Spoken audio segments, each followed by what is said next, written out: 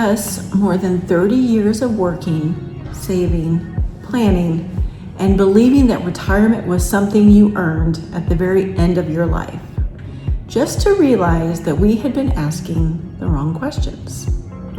We thought we needed more money, a bigger house, more stuff, one more promotion, one more year. But after retiring early and slow traveling the world, we've learned lessons that completely changed how we think about money, work, travel, and happiness. Today, we're sharing the lessons that took us over 3 decades to learn, and we're going to do it all in just about 10 minutes. So even if one of these changed how you think about your future, this video was worth making. Hi, we're Josh and Petra, early retirees traveling the world slowly while sharing honest insights about retirement and life on the road.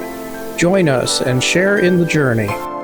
For most of our careers, we thought money was the goal. It isn't. Money is simply a tool that buys something far more valuable: time. Once we retired, we realized something surprising. The richest people aren't necessarily those with the largest bank accounts. They're the people who control how they spend their days. When you wake up because you want to, not because an alarm clock tells you to, you begin to understand what financial freedom really feels like. And that leads to the second lesson, one that almost kept us from ever leaving. And that's the one day is a dangerous phrase. For years we said, one day we'll retire, one day we'll have all this time, but one day has a way of becoming not today. Years passed faster than we expected, and we finally realized there may never be a perfect time. There will always be another reason to wait. So at some point in time, you simply have to decide that your dreams deserve a place in today's calendar, not Sunday's. One of the biggest surprises of slow travel has been discovering how little we actually need. Living out of a few suitcases forces you to ask an important question. Do we own this because we need it, or because we're used to having it? The answer is often surprising. We found that experiences create far more lasting happiness than possessions ever did. Yeah. And I have to admit, this was tough for me because I was the shopper of us too. But when we decided to do this, and I realized we were getting rid of everything, it was like a weight had lifted off of our shoulders, or at least my shoulder anyway. And now, it doesn't stop me from looking when we're out walking around and we're seeing the stalls of people selling stuff. I still look, but I don't have this, I'm going to say need, like I used to of, I'm going to buy something. So yes, this idea of living on less has been a very good lesson for me. And ironically, owning less has actually made us feel richer. When we first started traveling, we wanted to see everything. And now we're perfectly happy spending an entire month in one city. Slow travel isn't about checking countries off of a list. It's about actually experiencing them. Shopping at neighborhood markets, getting to know the cafe owner, walking the same streets until they become feeling familiar. Sometimes seeing less allows you to experience much more. And our lesson number 5, people matter more than places. We have visited beautiful countries. We've been to some bucket list destinations.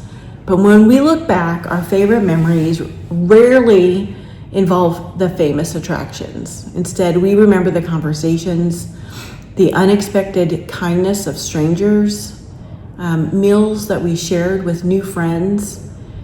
Travel has taught us that people, and not the places, are what stays with us. And here's one lesson we definitely weren't expecting. For decades, we believed retirement required millions of dollars.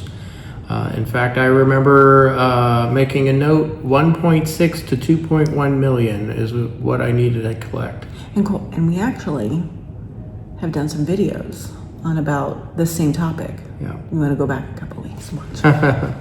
Then we discover something different. Many places around the world offer an incredible quality of life at a fraction of what we were spending back home.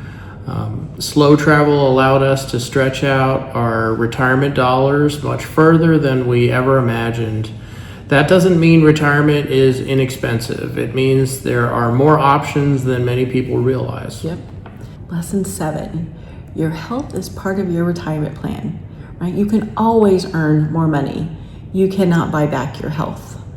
Watching sunrises, walking miles through European cities, exploring the local markets.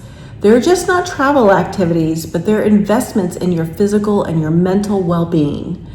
Retirement isn't simply having enough money. It's about being healthy enough to enjoy the freedom you've worked so hard to create. Which brings us to the lesson that changed everything. The biggest risk wasn't leaving, it was never going. Before retiring, we worried about everything. Would we have enough money? Would we miss home? Would we regret leaving? Now we ask a different question. What if we had never gone? What if we'd waited until we were too old, too tired, too unhealthy? Those questions became far more frightening than buying a plane ticket. That shift in perspective changed our lives. Yeah.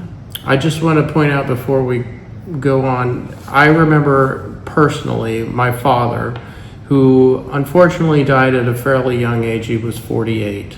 But I remember him saying to himself and even telling me that one day he was going to go back to Germany. He really loved Germany. That's where he met my mom. And he said, one day I'm going to get back there. And he did. Unfortunately, it was the last week of his life, and it was a very unpleasant trip for him. But, you know, it's things like that that make you think, I didn't want to recreate what my dad did. Yeah. And you know, the same thing with my father. He recently passed away, but in the months before it happened, he was excited for us, for our plan, because he remembers exploring Europe. He was in the Vietnam War, and he said, if I was younger, I would go with you guys. And then one of the last things he said to us is, if something happens to me, don't come back. Just stay there and keep doing what you were doing. Unfortunately, that's a whole nother story, and yes, we did go back. But, you know, he felt that was important for us to stay here, because sometimes if you go back to where you came from, you may not come back to where you were, you know, and so he didn't want that to happen for us. You know, after more than 30 years of working towards this retirement, here's what we know today. Life moves much faster than you expect. I mean, gosh, I think about back in our times, I was like, oh my gosh, how did 30 years just fly by, right? We know that money matters, planning matters, and saving matters, but eventually there comes a time when preparation has to give way to living. Our goal isn't to visit 70 countries simply to say that we did it.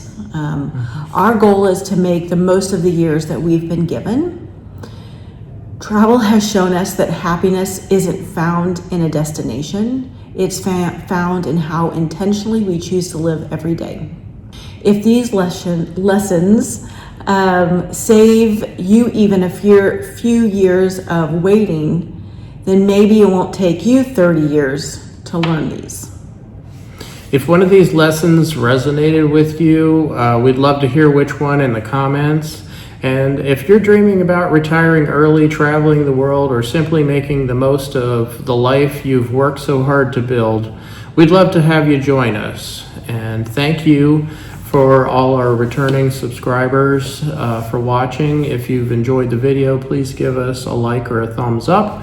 If you are a new viewer, please click the subscribe button and the little bell to notify you of our future videos.